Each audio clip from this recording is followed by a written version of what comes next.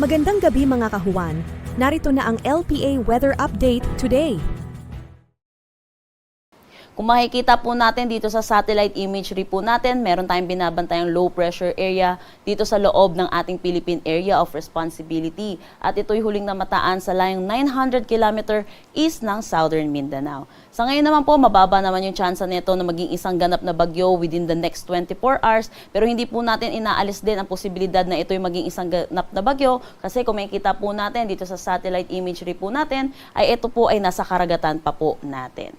Samantala, yung Carina na binantayan po natin ng mga nakaraang araw ay tuluyan na naglandfall dito sa May China at ito ay may kategory na lamang na tropical storm at patuloy na itong magdi-dissipate sa mga susunod na araw. Dahil dito, kung makikita po natin, humina na po yung hatak niya ng southwest monsoon kaya onti na lang ang mga naaapektuhan nitong hanging habagat.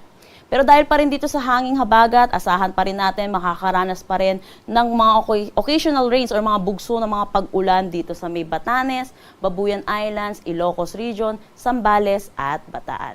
Asahan din naman natin makakaranas ng maulap na papawirin na may mga kalat-kalat na pag-ulan dulot pa rin itong southwest monsoon dito sa may Cordillera Administrative Region, Tarlac, pati na rin dito sa may Pampanga. For Metro Manila naman, Visayas, Mindanao, asahan natin makakaranas tayo ng bahagya hanggang sa maulap na papawirin na may mga isolated rain showers at mataas na tsansa ng mga pag-ulan sa hapon at sa gabi dulot ng mga localized thunderstorm. Para naman sa magiging panahon natin bukas dito sa Luzon, kung makikita po natin, yung western section pa rin ng northern Luzon ay maapektuhan pa rin ng habagat, kaya asahan natin makakaranas pa rin sila ng mga pag-ulan.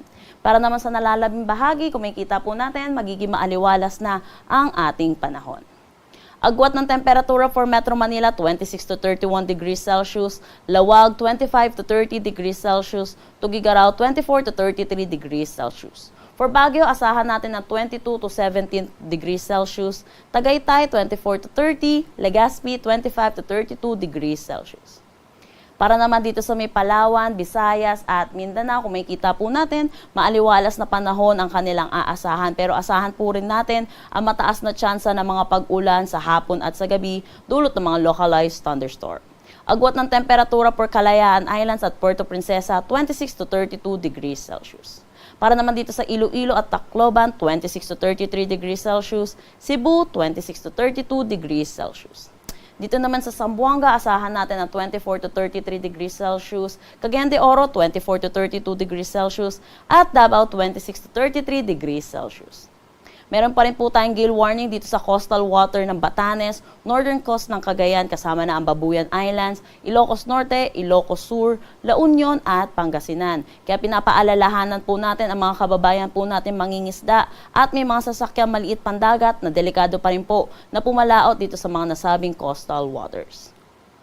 Ang sunset mamaya ay 6:27 p.m. at ang sunrise bukas ay 5:38 a.m.